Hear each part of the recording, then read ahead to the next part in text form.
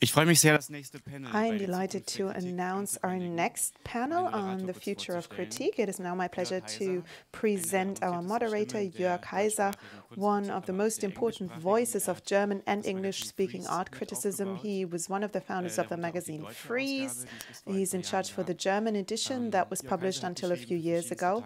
He wrote for different newspapers like the Süddeutsche Zeitung, the FAZ.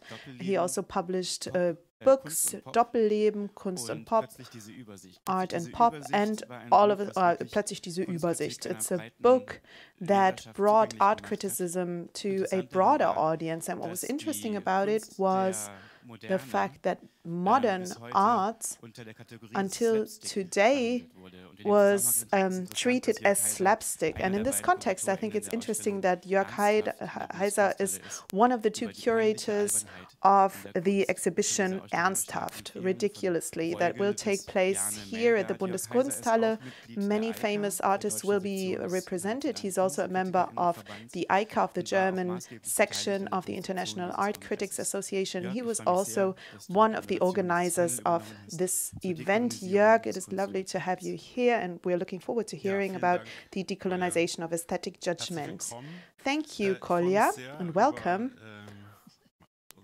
I am extremely happy about our guests here at the panel, Eric de Klerk, Noemi Smolik, Marcel Odenbach, Julia Wissert.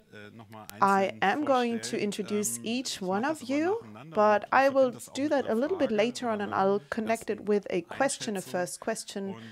And I'll start with you, Marcel. Oh, that's mean. Well, or actually it might be a good thing.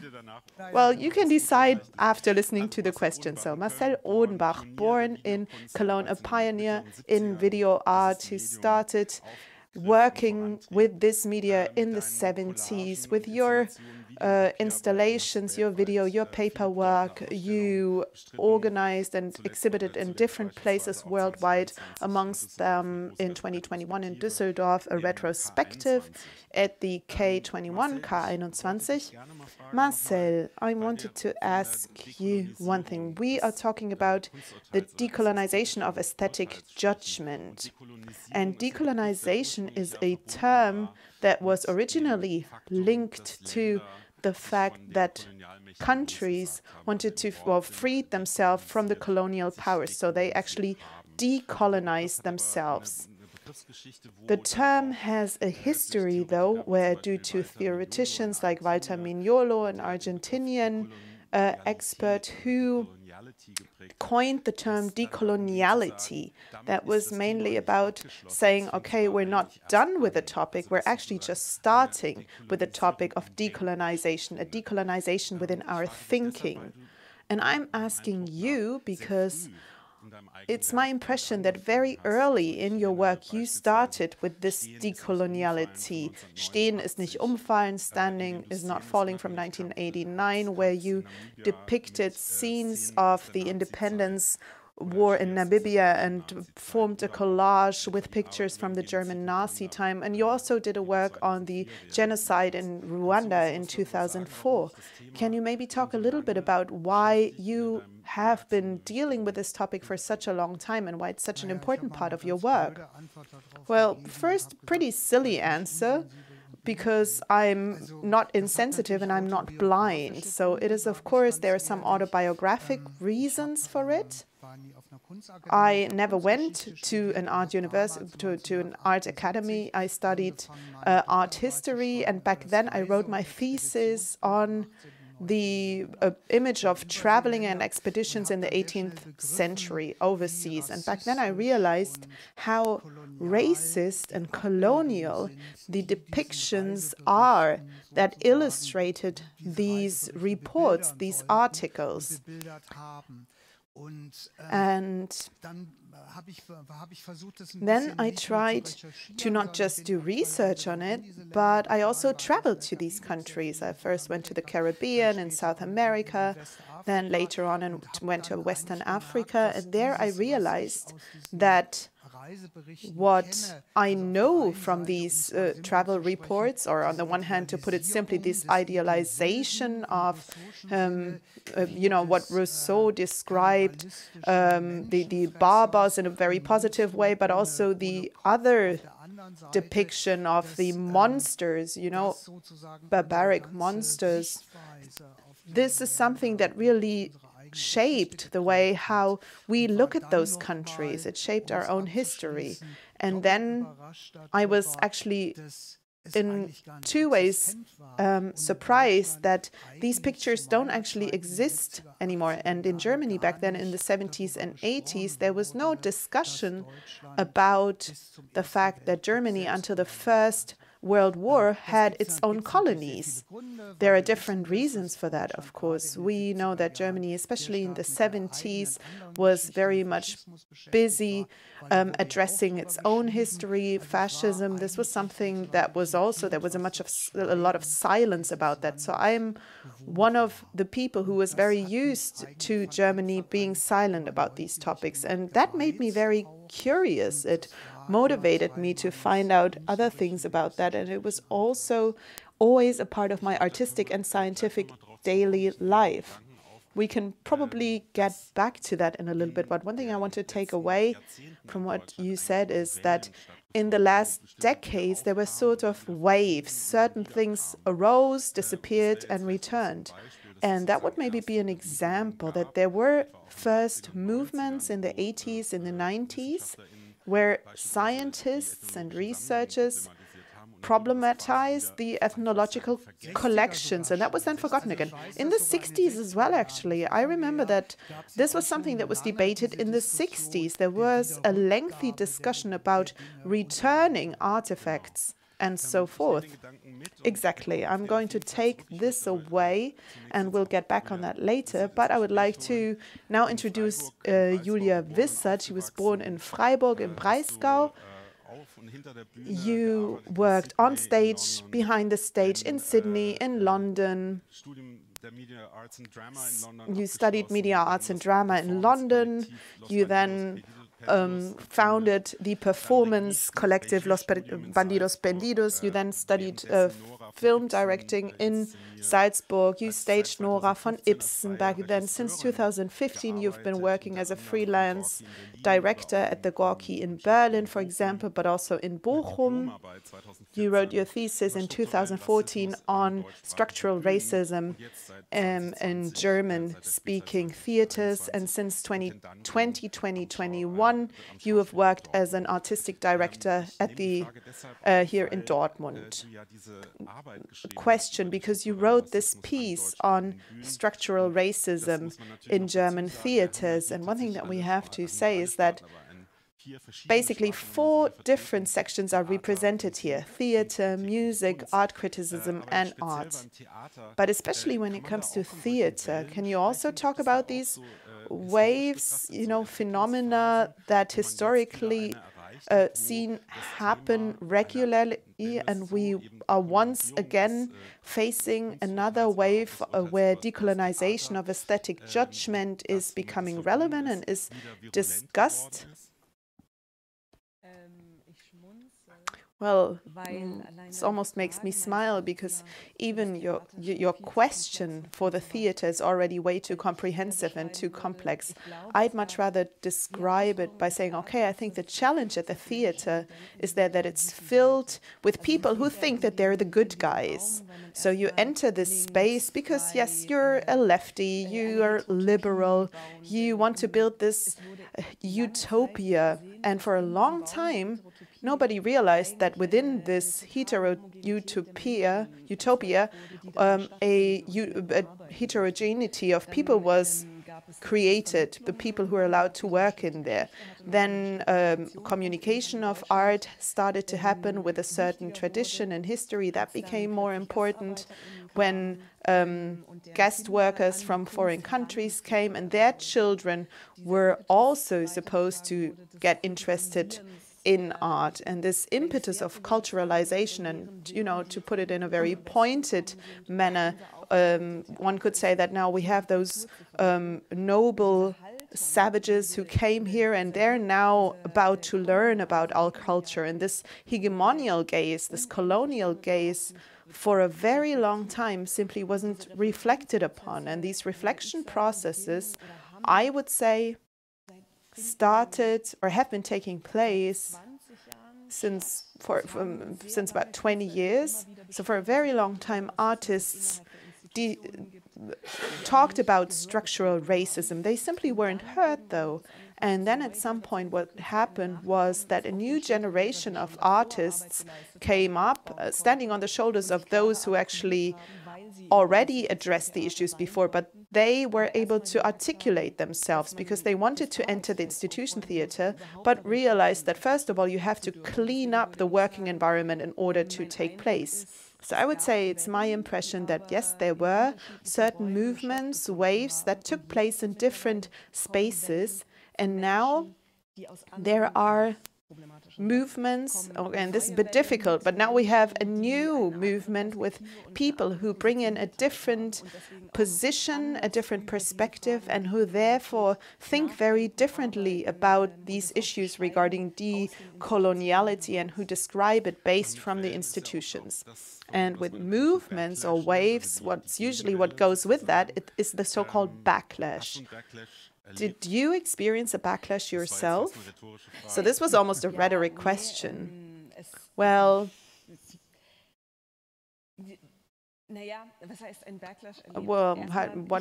okay, backlash. First of all, I was put there due to a cultural committee. So the concept that I started with was the following: the Stadt-Theater, a city theater for a pluralist urban society. And I think there are different fantasies regarding who determines in what city what an urban society is, what they do, and what the hegemony within the institutions, how that is being deconstructed.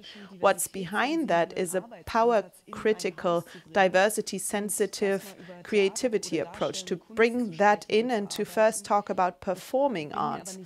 I'm not sure, though, whether this power-critical aspect, the diversity-sensitive aspect, is wanted from all sides, of course, because at some point, usually the question comes up, who is allowed to say what good art is, what good theater is? And I think there are different opinions, but what we realize right now also in Switzerland, it's starting in Austria as well, in Germany as well, in different venues, that more and more we talk about the so-called woke theaters or the dictatorship of wokeness.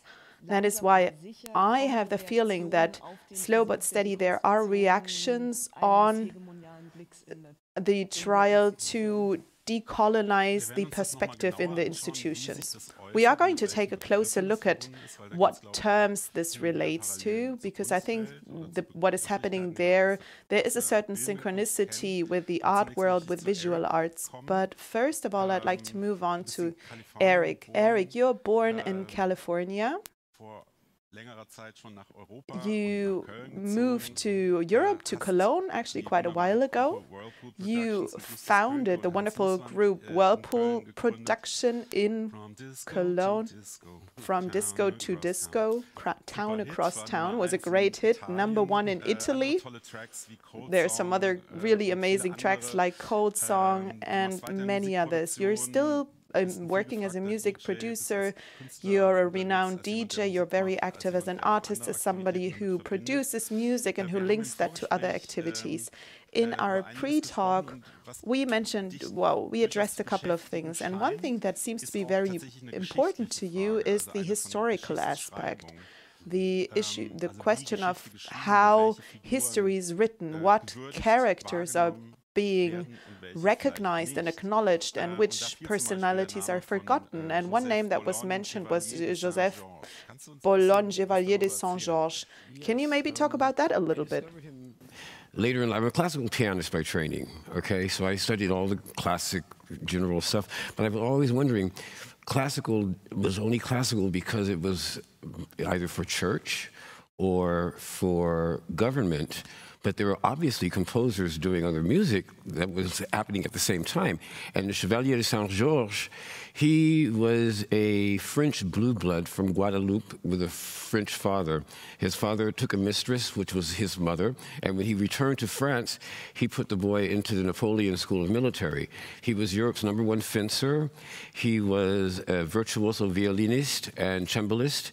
And I heard recently that some orchestras in Germany actually perform his operas, but he was selected to be the director of the Opéra de Paris, and this is pre-revolution. There was no one else on the chart, but they decided that they could not sit through an entire play directed by a mulatto. So he didn't get the job. So they didn't have a director for, I think, 2 or 3 years. It's unbelievable, because and also, when Mozart was a young boy, he came to the French courts with his mother to be introduced to the courts because she thought he was talented, which he was. However, they stayed by chance in the same lord's house in Paris. And so Mozart was fascinated by this man, the Chevalier Saint-Georges, and they always called the Chevalier Saint-Georges the Black Mozart, but they really should call Mozart the White Chevalier de Saint-Georges, quite honestly, because I never believed that. I mean, sure, you can be talented, but, you know, a 9-year-old is a sponge. All right, so forget about it. But I think he was already very bossy. Yeah, exactly. Ja, ich werde jetzt wieder auf Deutsch. Well, I'm going to switch back to German, but I know that you speak German, you understand German. Nonetheless, it is great. We'll just keep switching the languages. Well, I think the story is unbelievable. I didn't know the details about that, but I did hear that in Bonn, in the year of Beethoven, Chevalier de Saint-Georges' work was also played, also because he did have a huge impact on Beethoven, apparently. Another example would be Alexandre Dumas and his father, another artist. Dumas' grandfather was a Russian military don.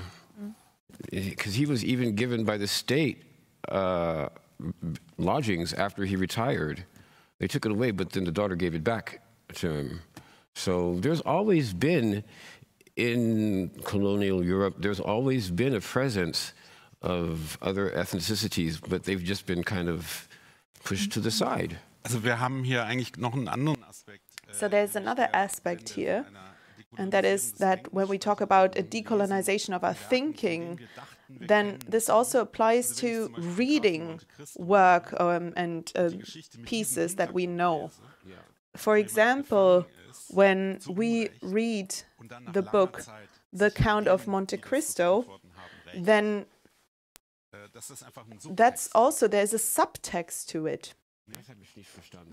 Oh, I didn't understand that. In the work of Alexandre Dumas, Yes. that is not explicitly about slavery, not explicitly about that heritage, but it implies it if you know this biographical background. Well, we had to write suddenly in you read codes. the work differently. That's what I was trying to say. Well, it was always in codes. For example, African women, the braids that they have in their hair, those braids were symbolizing escape routes. They would know, like, certain hairstyles would mean a certain thing. For example, you have Native American women where they have, like, this kind of Princess Leia rolls. That is a symbol. I think it's I don't know if it's Mayan or Incan, but at any rate, when the girls have that hairdo, it's to show that they are ready to be married and they're fertile. And so there's all these subtexts that you speak of. There's a lot of them, especially in the ethnic cultures, because we had to do things in a way that didn't offend the people that we were working with, but at the same time, we had to communicate clandestinely with each other. You see? Absolutely, yeah.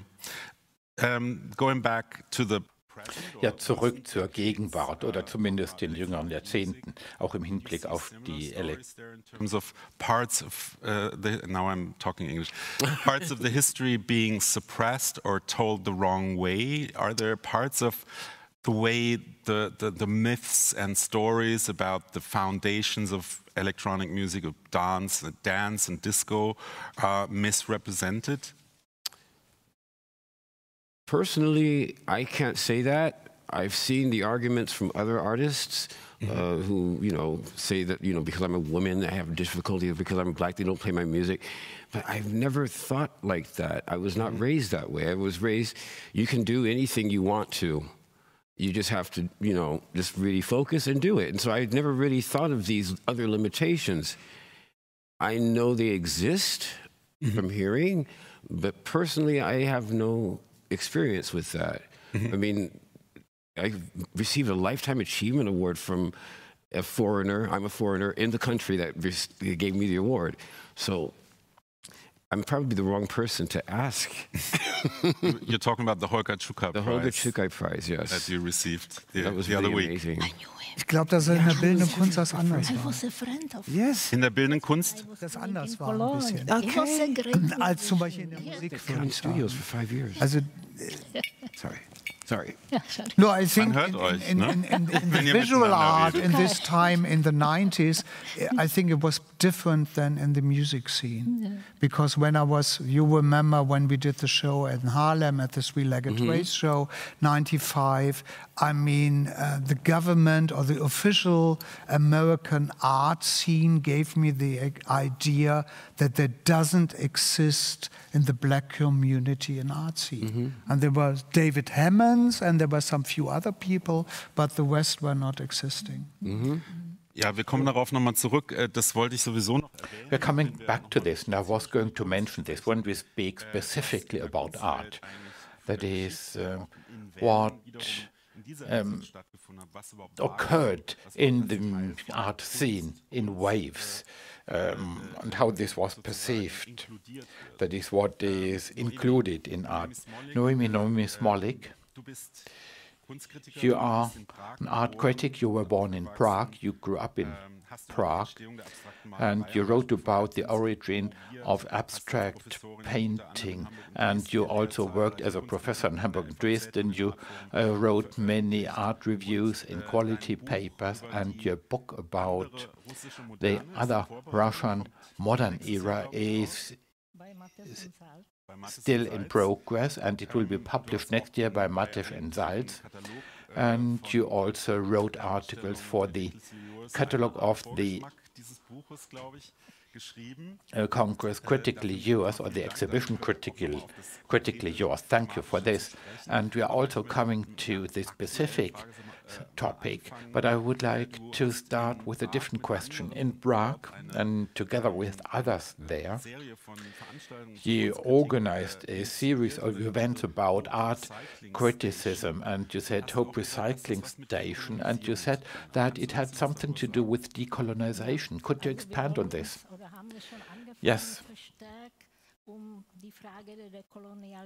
We have already started to deal with the question of decolonization in Central and Eastern Europe, because it has come to my notice that there were a series of conferences during the Berlin Biennale, organized by Attila, where approximately 60 speakers who came from Africa, South America, North America, Western Europe and Asia. There was not a single one from the prior countries of the Soviet Union, that is Central and Eastern Europe, which is not a coincidence, because, well, actually it accounts for 1/5 of the world, but it was neglected within this discussion. And this is why we are in the process of establishing a platform starting in Prague, where we also get some funding.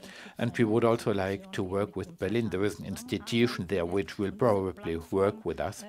And we want to launch this platform to discuss about this. That is the situation of the post-colonial discussion in those countries. And I'm very committed to this. You mentioned this book, which will be published next year, about the so-called, I say, Russian avant-garde. And it's not only about the Russian avant-garde, but also the development of Russian art since 1861. 1861 is the year when the Russian peasants were emancipated, and they suddenly formed a sort of peasants' councils, and they even had a parliament. And the upshot of this was that they lived in a completely different tradition with icons, with all this old tradition.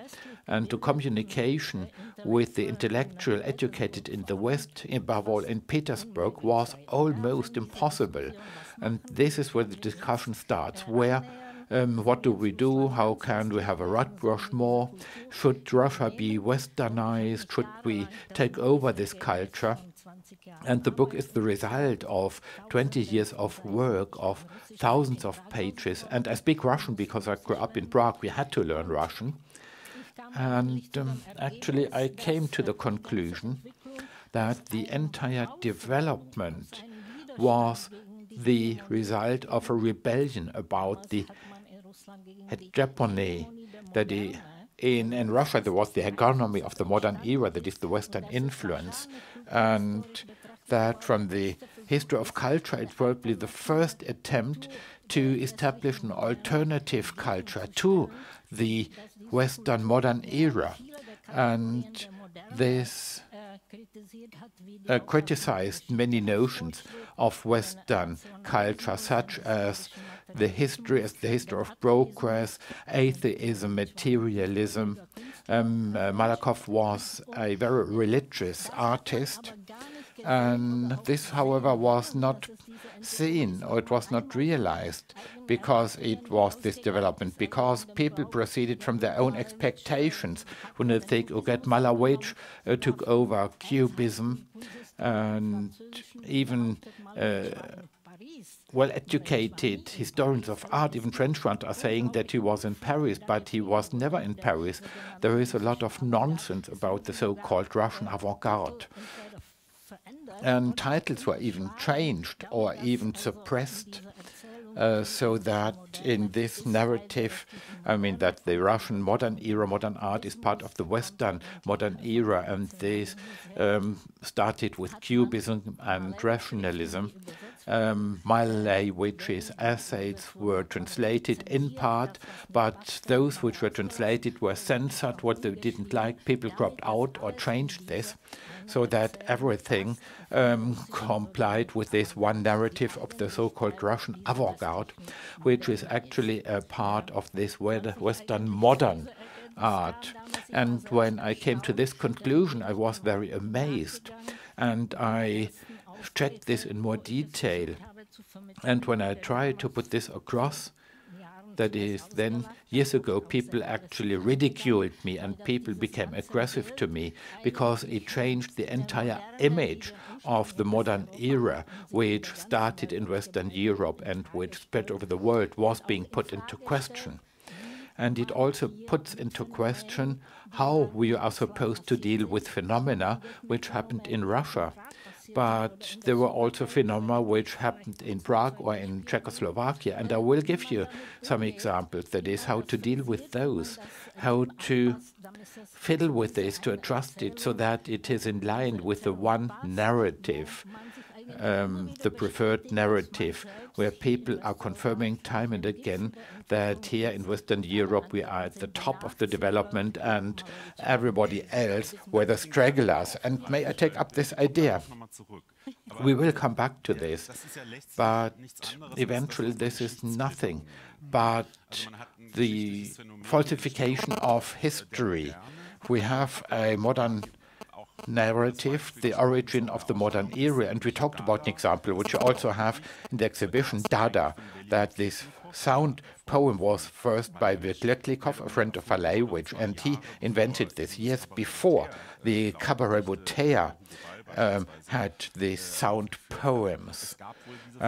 There was this connection, but light had never been shed on it because it didn't fit the picture, as you said, because there was always this claim of hegemony. Modern is modern and the West, but this can't be so. These may have been some adepts who made contributions, but not those who made an original contribution. And I would like to take this idea because I've been wondering whether it might not be the same in theater, that we are always hearing this claim of a consolidated picture of the great classics and all these names are mentioned time and again, and actually I'm speaking about theater criticism, or it's part of it, perhaps also the wider discussion of an audience. So what should you do about it when somebody will again saying, why don't you have this in your program? And I mentioned this, Ibsen is a classic script playwright, he's part of the canon. So it's not only about what is performed, but also how it is performed. What is the state of the discussion, the current state? And this is even a controversial, if not even aggressive discussion. While I work as the artistic director of the theater in Dortmund, I'd say if I spoke about this self-critically, I started with something of which I thought that everybody would like to go to the institution saying we want to create theater which will really represent a city like Dortmund with its structures and also behind the scenes. And I would tell my younger self, perhaps it is occasionally good to stay below the radar and to only think about the history and with ideas which may be too crass for some people, and I say, let's try it. I have always understood this as an invitation. Thank you. So, we all know that nobody is interested in theater. It's a fact. I mean, when you put it bluntly, in the past 30 years, it's been clear that fewer and fewer people go to the theater. So as an institution, you should be bound to wonder, why? How come? But what happened, or what I'm hearing time and again, is that we have to play more classics. But what is interesting here is that if I were to ask you what happens in Hamlet, only very few people know more than somebody is standing there with a skull in his hand saying to be or not to be, or something like that. But nevertheless, there is a myth about what theater should be, and this is such a powerful myth that people are demanding time and again these classic pieces. And I'm under the impression that we are now undergoing a paradigm shift about what it might be, but we do not know yet what it will have been, and we're testing a lot. There's the rewriting of classic plays, feminist rewriting, and to extend an invitation to those who believe to know what the classic is, know what the theater is. And there is another current which says performance, documentary theater, this biopic, blockbuster, more pop culture in theaters. And then I really try to expand the discussion to find out what they think, what a classic play is, and according to what I found out so far, what it's supposed to be is great pictures and great emotions and great stories. And that is where we must provide a translation, so to speak, making this transparent, that great pictures or stories are not only Hamlet or Nora, of which I would say probably few people know what Nora is actually about. But we must really go back to the essence of theater and say theater is just great stories about different times and seeing ourselves on the stage, or imagine that we are standing on the stage. And this may also happen when you watch a story of which you may superficially think that actually it's got nothing to do with me, because at the end of the day we will realize that it's about love, dying, mama and papa, everybody, and in between perhaps some ghosts. I mean, it's something really that banal. And I'm also under the impression that this decrying of the classics has a lot to do with the intention not to surrender the hegemony in the institutions. Might the reason for this be that in the 90s on the popular stages there was the idea of the fringe program, when great theaters, big theaters also performed the classic pieces, and they did this. And then other things, post-dramatic theater, took place on the fringes.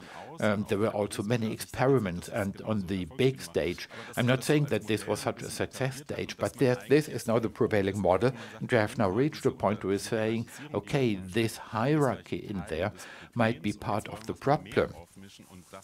And now we should change this, and then there might be the big shitstorm when people are saying, nope, enough is enough, and now the classics of the traditional theater, all this is being taken away from us. That's what I thought.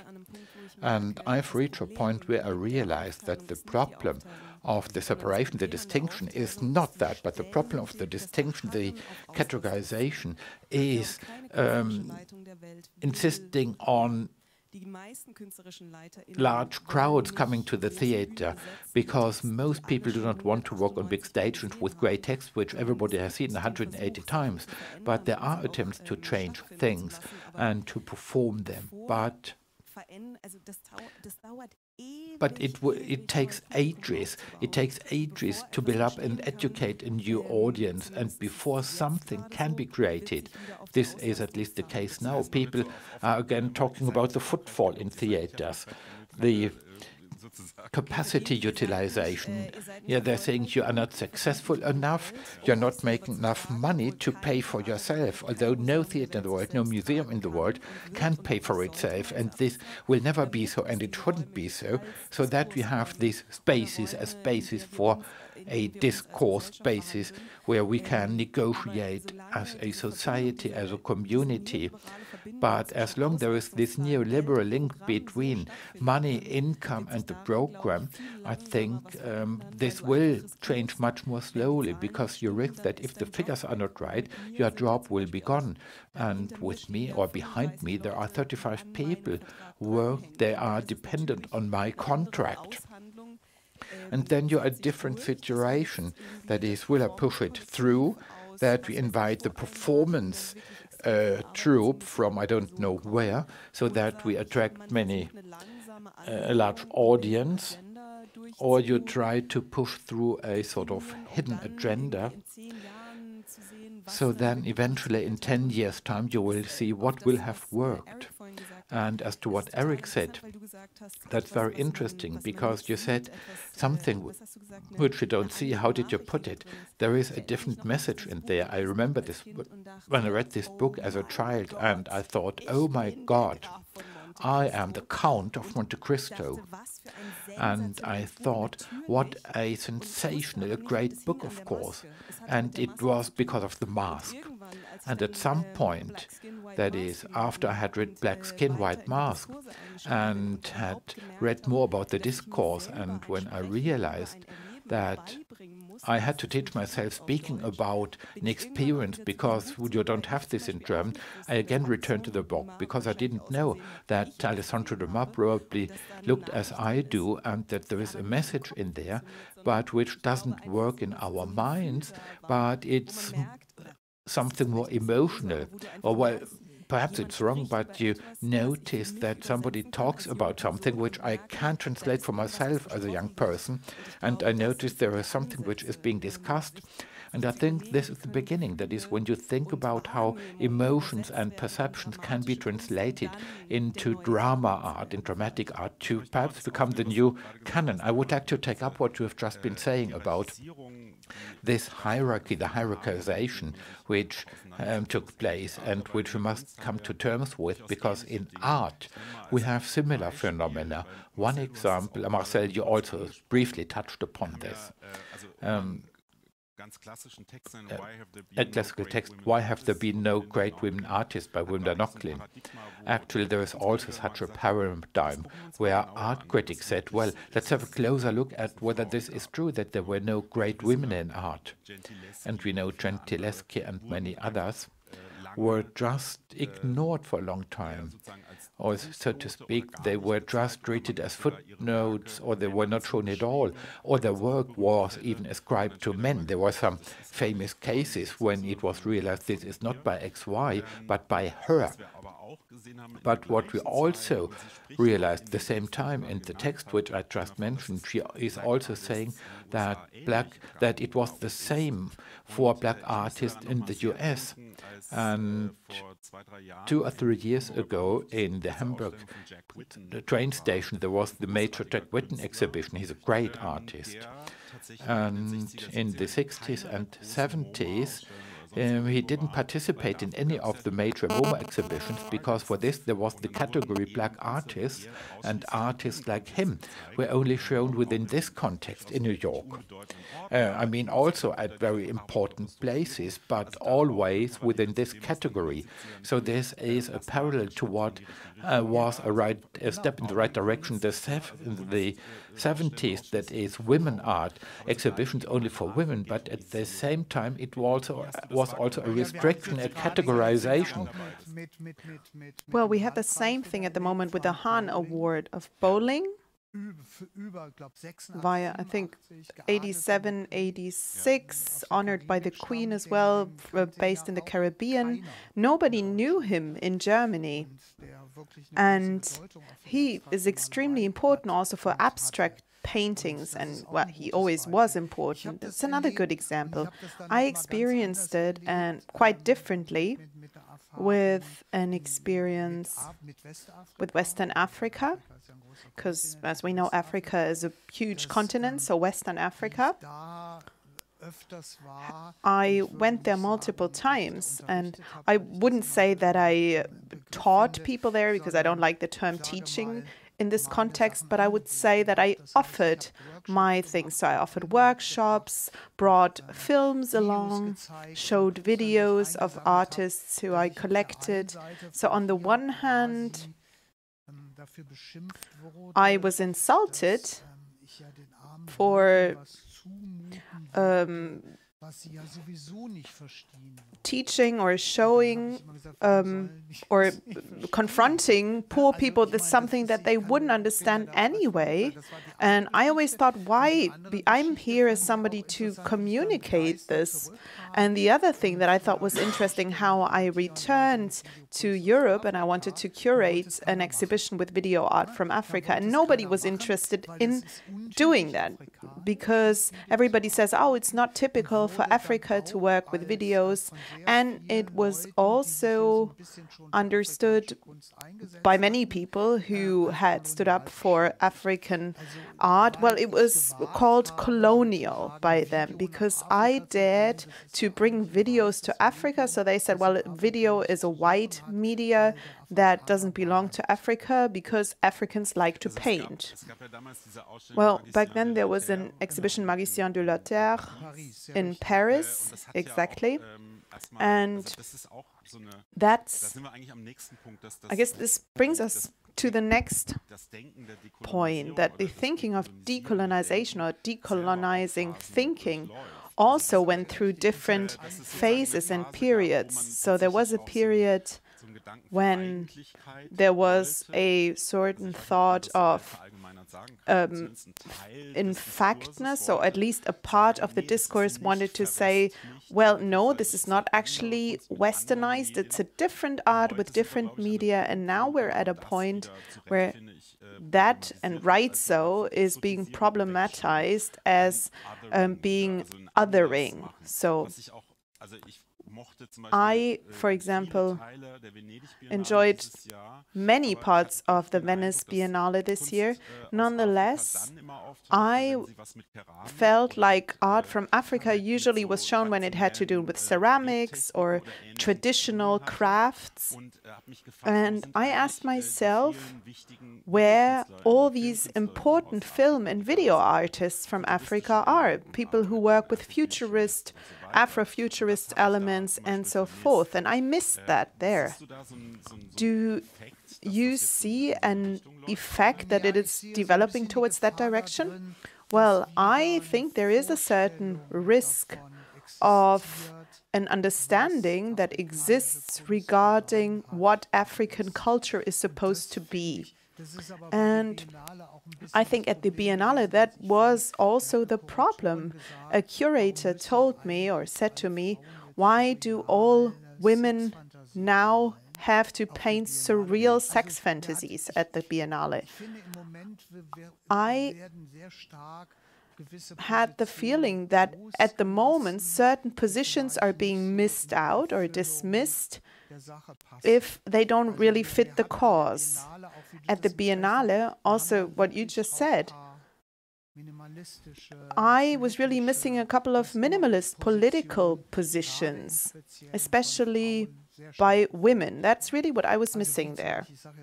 Like, for example, Isa Gensken, Hanne Darboven, these sorts of positions weren't really shown at the Biennale in Venice. Is there... Oh, and sorry to interrupt, but we talked about it before, how I, in the 70s and 80s, went to Ghana, Nigeria, Burkina Faso.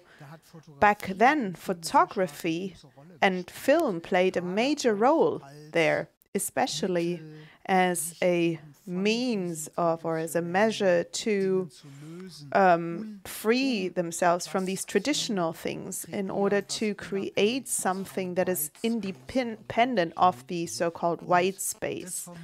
And that's something that I really miss at the moment when it comes to the reception of what is officially shown in galleries from Africa. I'd like to ask all our panelists, because we talked about fixing history, one could say, or the way how history... Well, if I may say something, yeah, don't worry, I'll ask you next, but let me just finish the sentence. So, fixing history, it means basically that it's about oppressing certain knowledge, making it invisible. And the question is it actually forgotten if it's not part of history books? We're talking about education in museums, in schools, and so on. So places where knowledge is being passed over, and all of a sudden it simply doesn't appear anymore, that knowledge. And that will bring me to you, but my question was whether on the side of those who are critically addressing these issues, whether there are also maybe certain movements of amnesia, so that certain things that were already achieved, that we already knew, are being forgotten once again.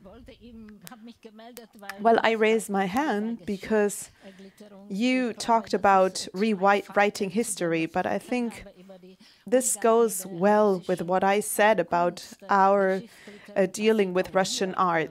Rewriting history also happens there, Western Europe and Western European art and history, but this goes even deeper. I think my book therefore has the subtitle of the decolonization of art history, and what is behind that is really a sort of colonial perspective on Central and Eastern Europe, with this understanding or the imagination that we are sort of the ones who are at the top of this progressive development, and when in Eastern Europe something happened, then it was basically taken over from us. And with this perspective, I think you can always observe it, whether it's literal scholars or art historian. But the first thing you do when you meet an artist is you say, okay, when was he in Paris? When was he in Berlin? When he was in Paris, who did he meet there? And if he met that person, well, then he was probably a realist, and so on. And then you don't really look into what that person actually was. And my biggest problem is that in Middle Europe and Eastern Europe, the languages, Slavic languages, are very different. They deal very differently with the past. And for Western Europe, it's extremely difficult to learn these languages. I know very few people who speak Russian or Czech who learned it. Most art historians try to understand the art from these places without knowing the language, without being able to read the manifests. They usually don't even want to read the translation. They simply read realism. And 1 year ago, there was an exhibition of a Czech artist, a female Czech artist from the 20s, Toa Lien, and it's a phenomenon of a woman who founded, or who was the leader of a collective, of a group of activists, architects, journalists, Milena Jesenska, the lover of Kafka. We know her from the letters. And so they were all letters, poets, very politically activist. Some of them related to the Communist Party. Some of them were really criticizing the Communist Party. And when the Communist Party reached power, then back then, those who didn't manage to escape on time were actually sent to prison. Some of them were even killed. So this story by itself is really fascinating. And she was a leader of this activist group. That group was very much interested in liberal sex emancipation. They published their own newspaper, and André Breton heard of her. At some point, he heard about this crazy woman in Prague. He went there, and he then wrote a text for them. Then an exhibition took place in Hamburg of a curator who doesn't speak a word of Czech.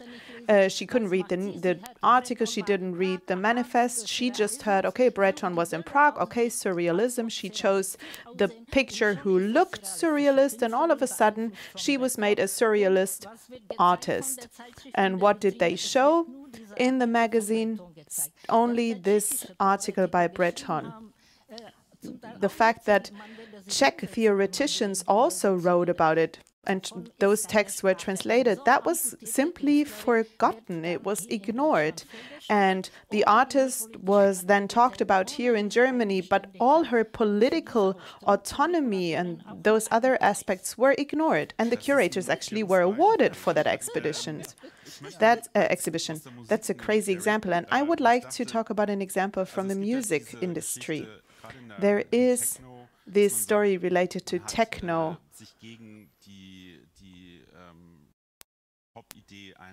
where they decided to ignore this idea of an idol on the stage. It was all about anonymization. It was about the experience, not about the individual. So this white label idea of the person behind the music being important. This is something that we also knew from minimal art.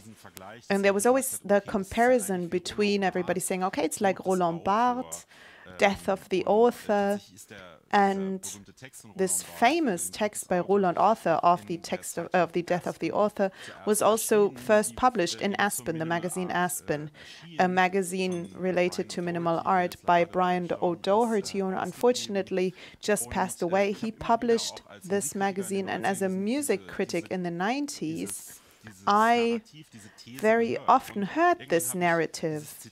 And at some point, I wrote this quote of Mike Banks, co-founder of Thunderground Resistance 2012, and I'd like to read it out, regarding the question of why underground resistance back then only showed themselves wearing masks. So they wore those ski masks. And the quote is, in the era, a lot of African-American singers and musicians were getting their nose pointed or their skin lightened up and all of that crazy shit. So we weren't with that shit.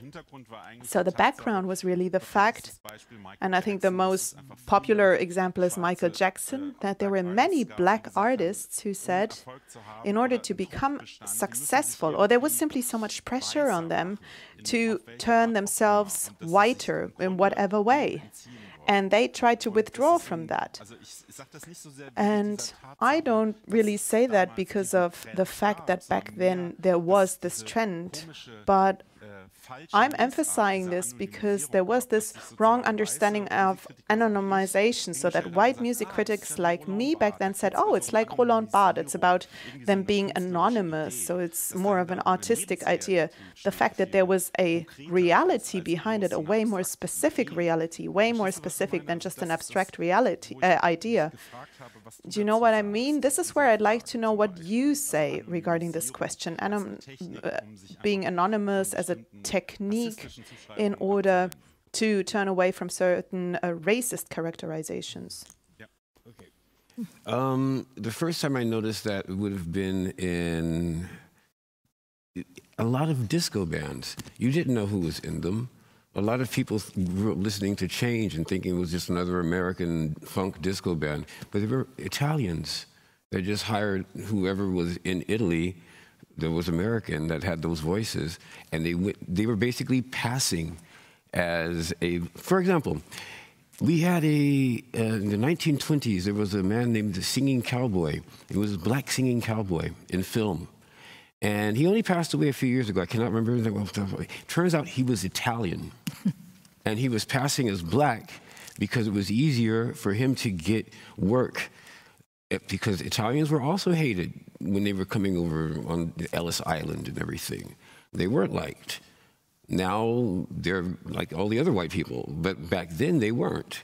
And so he would easier be able to work as a black singing cowboy in the United States than he would as an Italian leading man or even a supporting actor. He wasn't getting any roles. So that stuck with me all my life. And I never, like I said, I've never thought of color first. I figured I'm just going to show you what I can do, and you're going to forget about it. And luckily it's worked. But once again, that whole thing, the anonymity thing, you saw it a lot when, for example, when we were doing the things like Groove Attack, and you would get those great records from Strictly Rhythm. Very rarely did you know who anybody was. You know, you knew the producer, but you still didn't know what they looked like, you know? And this whole thing, when you think of something like Michael Jackson you were talking about, well, before Michael Jackson, you have people like Sammy Davis Jr., okay? Sammy Davis Jr. was on stage from the age of 3 till death. And one of the first movie roles he had at the age of 8 was in a movie that was featuring Ethel Waters. And she petitioned to have him in the movie. Now, take it decades later, I meet Crystal Waters, the singer. And I said, Crystal, are you any relation to Ethel Waters? And she said to me, you know, you're the only person in my entire career who's ever asked me that, and that, yes, she was my aunt. And I'm just thinking about this. Crystal Waters is a powerful black woman. She has a national radio show that's been running for, I don't know, 10, 15 years.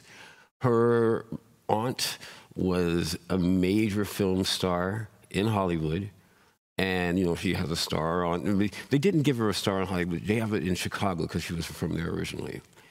And, I mean, there's a lot of these role models that you just don't hear about or you don't know anything about. For example, we were talking about the Chevalier de Saint-Georges. If you remember the movie Marie Antoinette by that lady a few years ago with, I don't remember who was in it. I mean, everybody saw it. Kristen Dunst or somebody was playing her. There's a small scene because the Chevalier, he was also the musical director for Marie Antoinette. He taught her to play cembalo. But in the movie, they don't mention anything other than, you know, he gets a couple of cameos, but there's no mention of his military prowess. He was just the court musician in the movie. So that's once again, and that's in the 2000s and we're still doing this BS? Come on. I can't be the only person out there who knows about this person, you know? And there's got to be relatives as well, but you don't see it. Why? I don't know. I really don't have Because it's about power. I mean, imagine if we would have known all these things, where we would stand as a community. If I'd known that Alexandre Dumas became this famous author, like, what could have happened? And I feel that, jetzt rede ich selber and now I'm speaking English, sorry. I think your question, includes two things. One is that I understand the frustration of those before us, that so many things were either not seen or were forgotten. I also think, though, that not being seen and being forgotten is a strategy. So that, you know, it requires so much energy to start moving, to start transforming something, to create visibility. That is why I think, because visibility, what would happen? Imagine, jetzt gibt's dieses Vogue cover mit Aminata. Now there is this Vogue cover with Aminata Touré. Crazy, unbelievable. In Germany, I see nothing else on Instagram. All I see is this cover, and that's incredible. But it is incredible in Germany. The fact that it is incredible is crazy. We're in 2022. We're all listening to Beyoncé. But the fact that this is news is crazy. We're all listening to Beyoncé. And I have the feeling that this interruption of history, that things were made to disappear, that Sofia Coppola is simply not thinking about these things, leads to, once again, this knowledge not being passed on. And I'm under the impression that as long as these interruptions take place, every person has to re-find out and has to put in an effort in finding out what has actually happened. I think the situation in Germany got better, but you have to continuously contextualize yourself. Trans-ident persons, queer people, non-binary people. We are lacking archives. We are lacking visibility of history in order to categorize ourselves in terms of time as well. And I think this leads to the fact that the older you are, it could seem like things were forgotten, even though it can simply be that some things aren't known. And we are talking based on that claim that one person has to move forward in order to make something visible so that others can talk about it. And sorry, one more thing, and I'll keep it short. But regarding visibility and this anonymous city, I can really understand that, because in order to be successful, you have to know how to play the game, and the game is determined by white people. It is obvious why Michael Jackson took on this fucked up lifestyle, because he became Michael Jackson. And I don't think that a black, dark-skinned person with a big nose and an afro back then could have become Michael Jackson. Because Da gibt's so ein Saturday Night Live sketch. There's a Saturday Night Live sketch when people realized Beyoncé was black. I don't know if you know it. It sort of plays with the idea of people sitting in the kitchen and everybody says, oh, it's Monday, great. And then all of a sudden you hear it. People just found out Beyoncé is a black woman, and everybody is shocked. They're screaming because they didn't know that Beyoncé was a black woman. And this pop goddess, that moment was being othered, and all of a sudden it was visible that this claim to universalism was understood. And that sketch, I think, dates back to 2020. And what I'm trying to describe is that the success is still determined by a certain type of critic. If you see it and you say, ah, okay, of course, what did he say? The text, the author disappears. That's the text that you remembered. If I would have looked at it, I probably would have looked at it from a different perspective and said, well, I don't know. Is probably anonymous because being black in the US back then was dangerous. People would risk their life. Maybe that would have been something. And I think as long as we don't have plurality or multi-perspectivity in criticism and in the industry, in these interfaces, it will happen again and again that a high degree of adaptation will take place, because there will still be the claim where people will say, but is that actually art? Is that the type of art we want in order to be successful enough, in order to become part of the white cubes? That's the question. Is it still African art when it's video art? Everybody on the continent knows that video art exists. There's a great film industry in the African continent. As if there was no knowledge. And these interruptions basically lead to success, or whatever we understand as success, only reaches a certain degree, because at the end of the line, at least now, there's always a white person who then passes a judgment on art from a perspective that she or he might not be able to decodify, because she's not the addressee. Or a group, as you've just decided in the scene of Saturday Night Live, as a sort of social agreement, consensus, which is not even outspoken, the phenomena of passing, which you mentioned. And by the way, there is a beautiful essay about this by Adrian Piper. And this has a long history in Hollywood, that is black actors who played Hispanics passing for white, or white ones, of whom we do not know what white actually means, or Italian or whatever. And all these things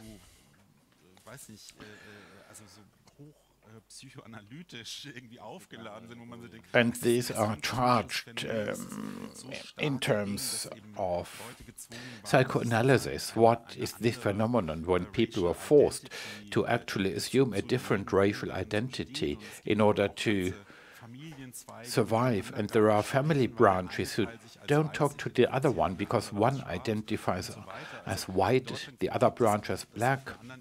But in Germany, you also have this at a different level. I'm thinking of, for instance, the singer Marianne Rosenberg, who very late in her career said that her family were Sintis and that her father survived Auschwitz.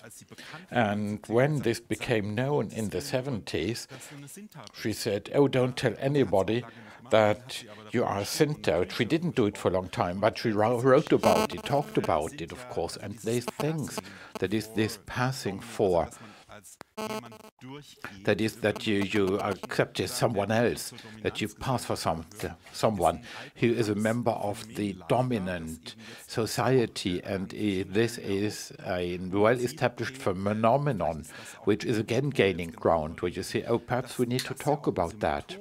And this may also be a symptom of what you described, that time and again there is this domination. For instance, there is an interesting artist by, oh, but then he must, or she must have been influenced by Breton.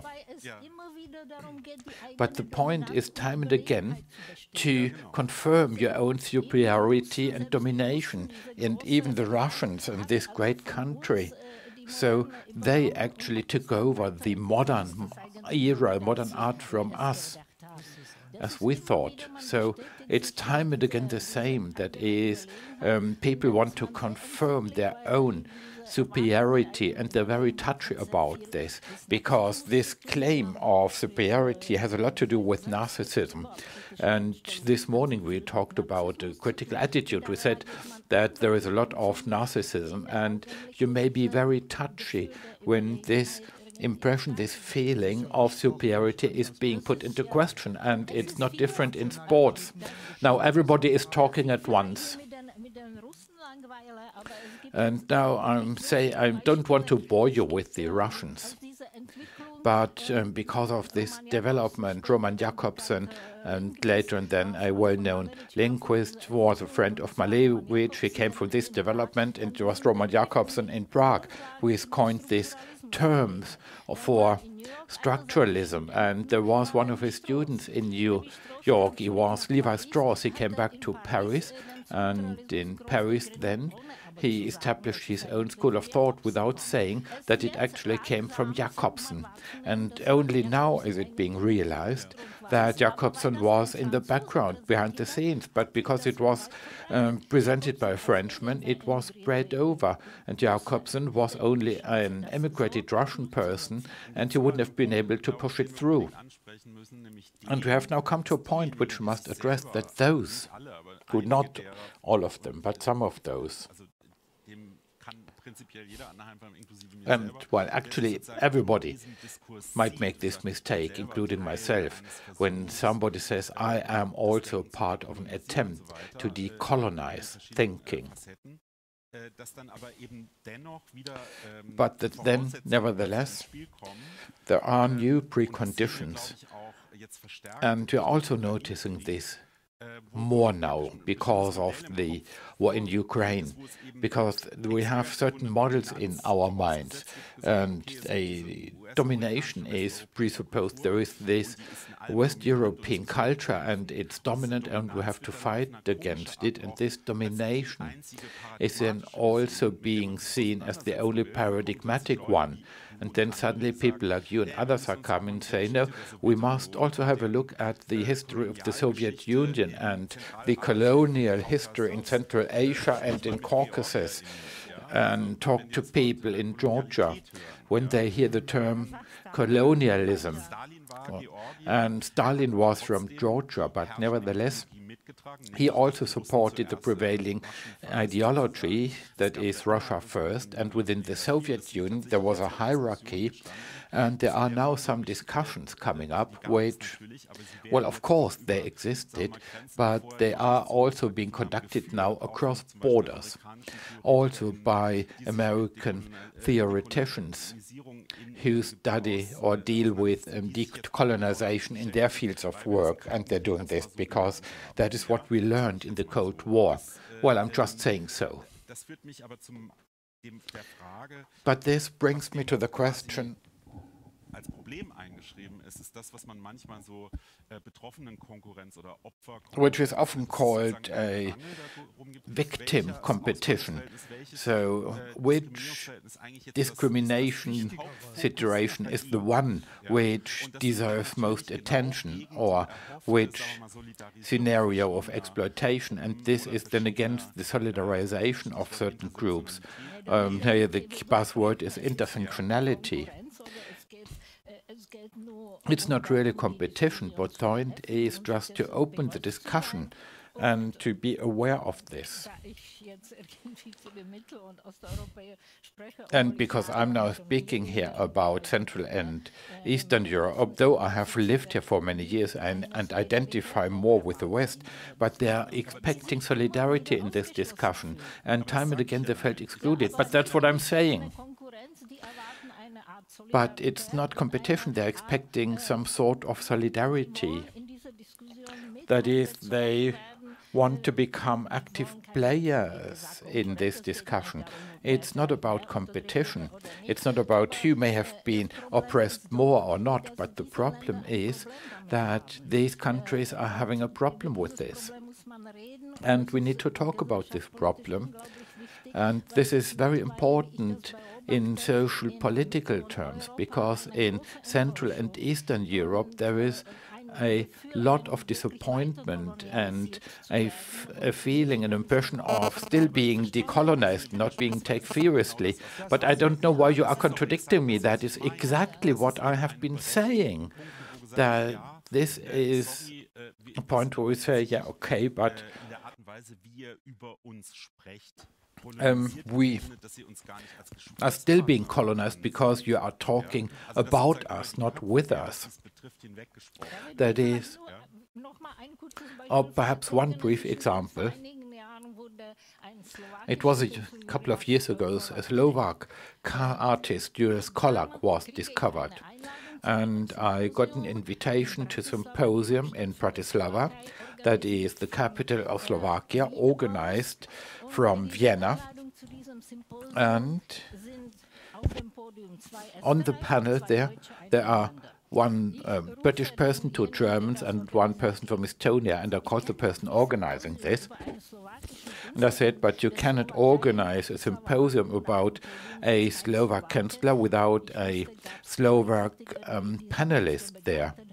And there were two critics who came with the artist who made the catalogs. And that time it was still risky because they might even be imprisoned because of this. So I called them and said, well, you can't do this. What should the Slovaks feel like? And we said, oh, actually, it's quite difficult. These Slovak art critics are not able to think in the international context. This is true, and because of this experience, in the past 20 years, there has been a lot of distrust which came up there. Also the Czechs and the Slovaks, and this is very dangerous because you can see what is developing in Hungary and Poland and also in Russia.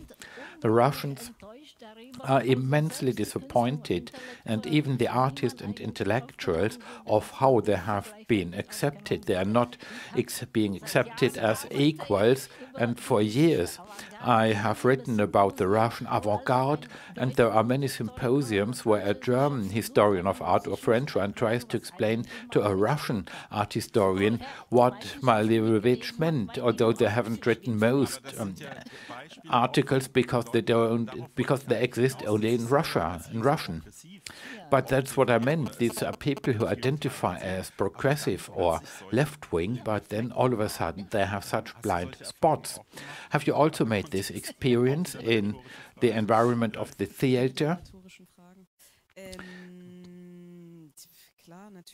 Well, yes, of course. It will not stop. This type of domination thinking or the white supremacy culture is not specific for one type of art, for one form of art. No, of course, yeah. Or quite often, I can see that discussions are often flipped over, so to speak, when they're saying it's not about the program, not wokeness, but we now realize this young woman, whether she really can calculate, we're not sure. And when they check, well, is it about the program, about money, and so on and so forth, and you keep tracking and probing, and then you notice, oh, there is nothing, because what is there? But, well, we cannot talk about it because it doesn't exist. And I would be interested in how we can make it discussable that we work in structures, institutions, colleagues who are subject to this thinking as because I'm not excluded, I'm not an exception here. That is those who have internalized this mode of thinking. And the question is, how can we reflect on this or ask ourselves why is the criticism of a certain director greater? Or I usually ask the counter question, would you also ask this question of Stefan Bachmann, another artistic director, or question of such and such? And I was initially asked quite often why there are so many women all of a sudden working at Dortmund Theater, and whether it's true that I didn't like women. And I initially gave a silly answer until the theater goddess came, and I said, did you also ask Kai Voges why so many men were working at the theater? So I turned this question round. My impression is that we will not make progress as long as we do not talk about it. We must talk about this talking or about this thinking. And this form of irritation is quite amusing sometimes as a performative intervention, but of course it's also really a pain in the neck because it doesn't stop.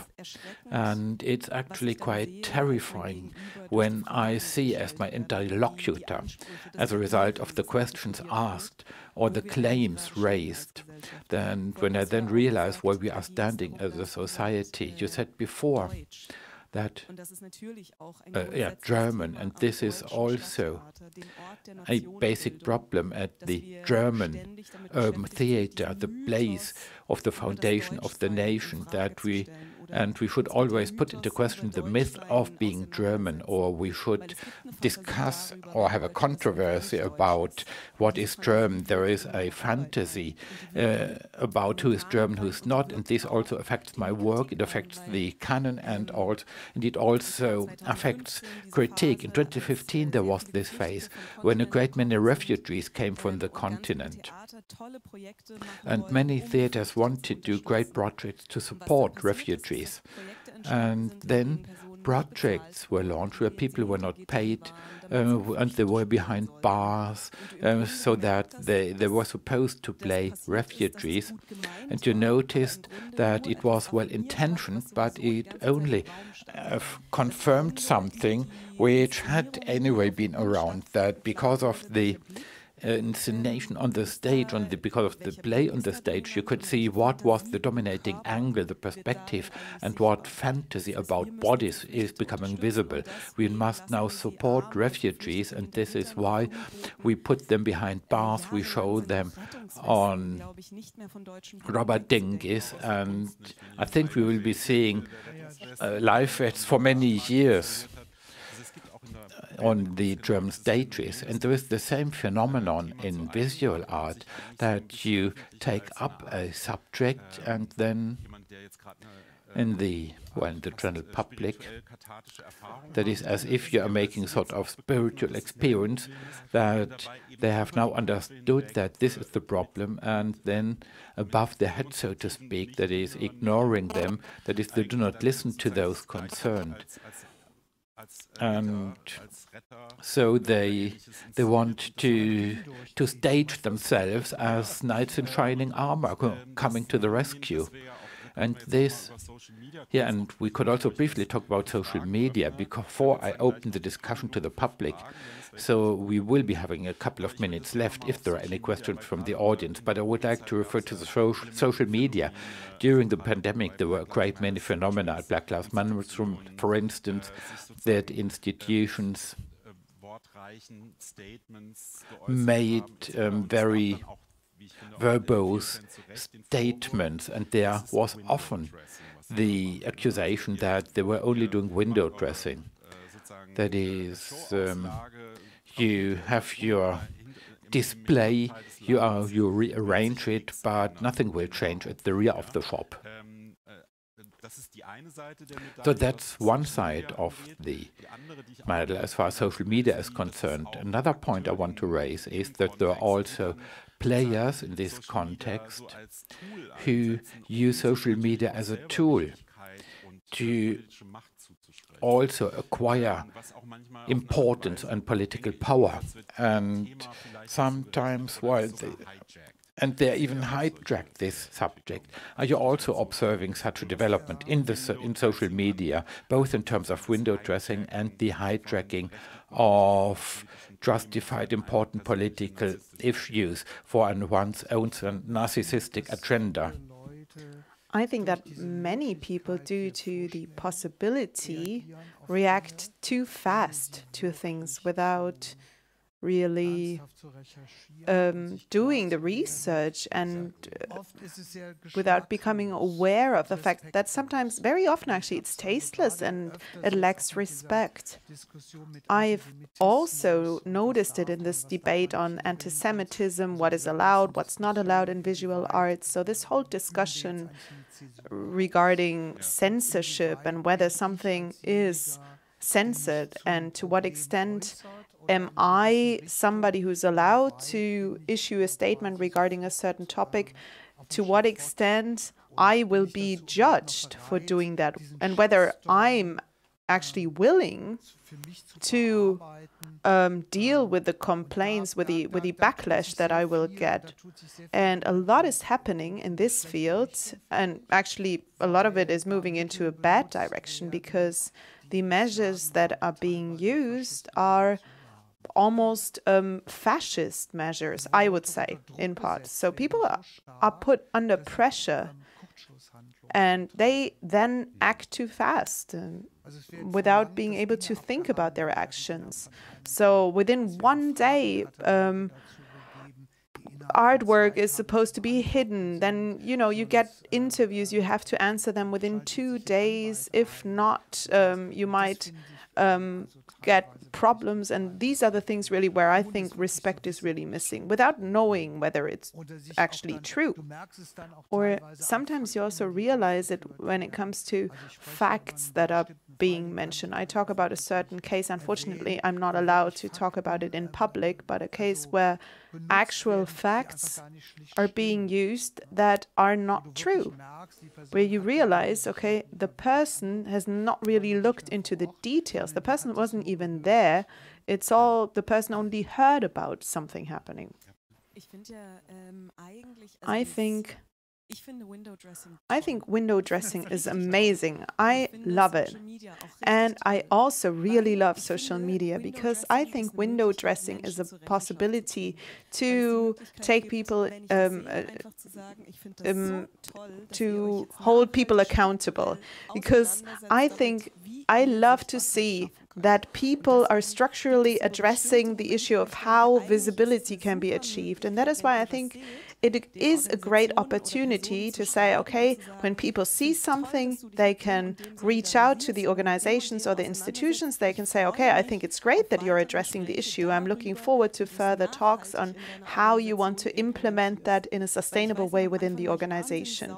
Because I remember that at the beginning I was incredibly angry until I thought, okay, why not simply ask about the next steps so it doesn't remain window dressings? So all I do is I say, okay, I saw what you do. I think it's great. I think it's great that you want to do something for Black Lives Matter. And now I'm really looking forward to seeing your 10-step plan. Eric? Yeah, well, window dressing. I've done that before, actually, for shops as a job. And I got a commission once by a lady. She was buying antiques, and she bought an antique watch that had a German dictator on it that didn't do so well. All right, but she wanted it in the window. So I found in the back of the store, they had all these mannequins that were just parts of mannequins. So I just put the parts of the mannequins on the bottom of the floor, and I had that guy on the watch in the window with a gold frame around it hanging from the window. The window was broken the next day. It turns out, I didn't know that the shop owner was Jewish, and they loved it. Mm-hmm. I was very confused. I never worked for them again. I mean, after that, it was just like I needed the money, but still. I was like, no, these people are weird. I don't know. It's the whole appropriation and the way that we have developed without informing a lot of people who, like you were saying earlier, about not researching a subject before you give an opinion on it. That is so detached from any form of reality when it comes to critique that it makes me shocked. I just don't understand it. It is very disrespectful, and it has absolutely nothing to do with forwarding the agenda, forwarding a positive agenda, let's say. You need to do your research, and everything is going too fast because people just don't think that they have the time. You have to make that time. You can't just run into something head on like that without doing your homework. And unfortunately, I see it, just like Marcel said, I see it more and more. I refuse more work than I accept because I will not do things like that, you know? For example, last month they asked me to play in Aachen for the Belkis Ayan opening. And it was a day before I had another major gig, and I said, okay, I can't really... Send me some pictures of the art first, and I'll make my decision then. And I saw her work, and I was just amazed by it. I said, okay, I'm coming. You have to get me out of Aachen by 3 o'clock in the morning or 4 o'clock in the morning, but I'm coming. And I went there, and it was such a great thing because I got to meet her family, and you know the exhibition is beautiful. I didn't know her work at all before, and it was once again someone who felt kind of like chided by the establishment, and she did all this great work, and then she killed herself. But it wasn't like a suicide. She was just like, I can't change it, so I'm not going to even try by. It completely, I mean, if she could see what's going on right now, I don't think she would really want to stay around either. You know, it's not really changed at all. It's not gotten better. People are talking about it a bit more, but like you were saying, the window dressing thing, they're just like a facade. And then where's the meat? You know, where's the meat of the subject? It's not there. You know. But I have a friend who's a sociologist, a very famous professor for sociology, and I really, really dislike him for this one quality. But now that you say this, he jumps into my head because he would say, if things hadn't changed, we wouldn't be sitting here having this conversation. And I really like... And I know it's really difficult in these times to be trying to create a positive outlook, and it's literally him on my shoulders, because the other day I thought, you know what, buy these. It's not in that sense, but like I'll do a cafe somewhere on a Croatian island and just sit next to cats and look at the fish. And then he said, but if things hadn't changed, you wouldn't have this job. If things hadn't changed, we wouldn't be sitting here having this conversation. But as soon as more people are coming to the table and having demanding the right to actually be able to communicate their Begehren und was sie wollen, to communicate what they want. And what I feel is that we don't have a language for conflict. We are not used to withstand ambiguity and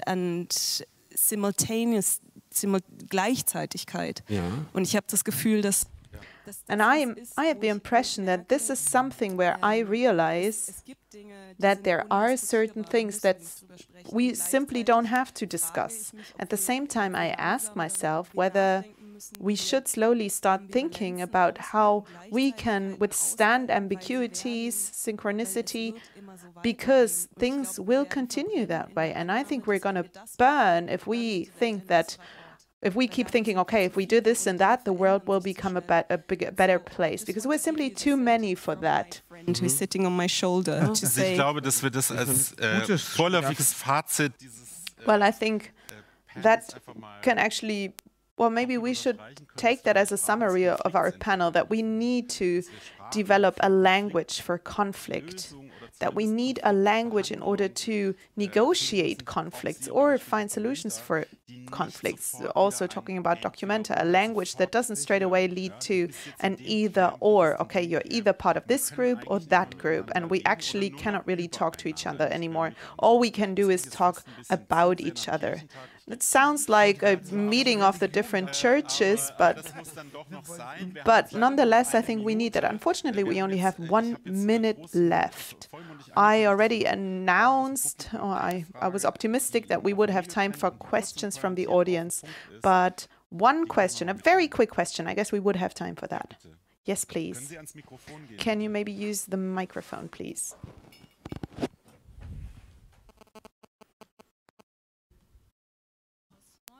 To Ms. Smolik, I would like to ask you one thing. I'm really looking forward to reading your book on the Russian avant-garde. I do ask myself, though, whether the experiences in art history writing can be transmitted to literature, because the Russian and the Prague structuralism is something that is very clear in the history of literature. It doesn't start with Levi Strauss. Yes, I'm pretty sure that it can also be used in the field of theater and literature. Brecht, for example, owns a lot to Russian theater. This whole theory of alienation is something that he actually got from a Russian theater. So I would say many things have been developed in Russia. So much has happened there in front of a very different background than what we assumed. A lot was then taken over in Western Europe and further developed without anybody understanding and realizing that it actually came from Russia. It was forgotten. Yeah, it was ignored. Just like Chlebnikov, who probably with his poems, his performances, inspired the Dadaists from Zurich. I'm still working on my book, and that is why I looked at a book yesterday that was published nearby Zurich on the reflections on Dadaism in Russia. So articles are being quoted that were written in the 20s on Dadaism in Zurich. And Chlebnikov wasn't even mentioned. He was active in 2019 and playing in a cabaret. All that was really talked about was what happened in Russia back then. I think these are experiences that all of us share here. And that might actually be the point where the discussion should start. I think, yeah, there is this term of what we call reactance, a psychological effect that makes people say, you know, there are these different steps. And I don't want to refer with that to your question, which is, of course, a very good question, a constructive question. But generally speaking, I would say that before you actually seriously start talking about who influenced whom at what point, first of all, there is the effort to ignore it. If you can't ignore it, then you say, oh, well, it's either wrong or not important or both. And that at some point you have to admit, okay, maybe we should take it into account. And it's a long process until you reach the point where you can actually sort of seriously talk about it. And I guess that's my takeaway. To seriously talk about it means to not stay within the situation that we're in. Thank you very much. Thank you for this panel.